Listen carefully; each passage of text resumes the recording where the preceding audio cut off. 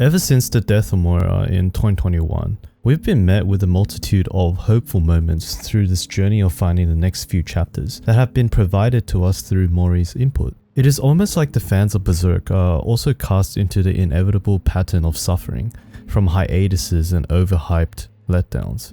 An example of this occurred earlier last year when we were met with the unusual countdown that made us all question and hope that there was going to be finally a proper adaptation of the manga into an anime, instead of all the failed attempts that were released in the last decade or so. That being said, with the new chapter 374 on the horizon, I thought it may be important to discuss how this newest chapter may have the utmost potential of changing everything. In recent news, there have been an influx of news in regards to a Dark Souls Netflix adaptation, and with this, it makes us all wonder why they could not do the same with Berserk. Yet one of the main reasons for this is due to the fact that there doesn't seem to be an absolute end or finale to the series, in order for production companies to fully commit to making an anime series that may very well never end.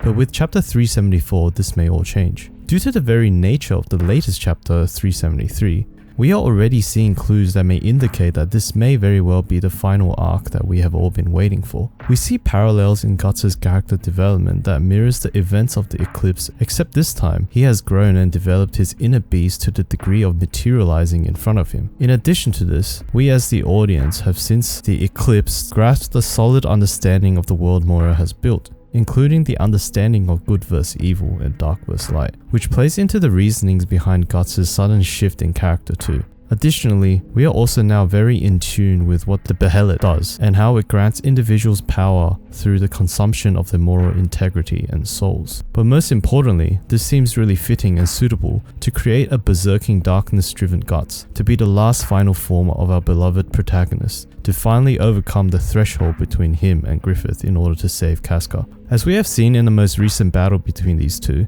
it is still clear that even with Guts' armor and countless battle knowledge and experience, he is still greatly limited by his humanity, whereas Griffith has already sold his soul in order to attain power. And I believe that Guts will definitely have to do the same in order to match Griffith in power, and to save Casca and perhaps maybe self-destruct to concretely determine his ultimate value as a heroic self-sacrificing man. However, then again, this does seem quite shonen as well.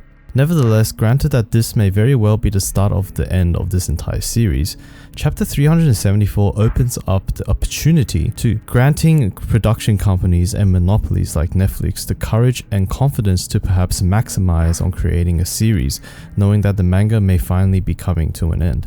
Perhaps the creators of Castlemania would even take it on board, as creators of this show have openly stated their interest in creating an animated adaptation of the manga before. But I suppose only time can tell.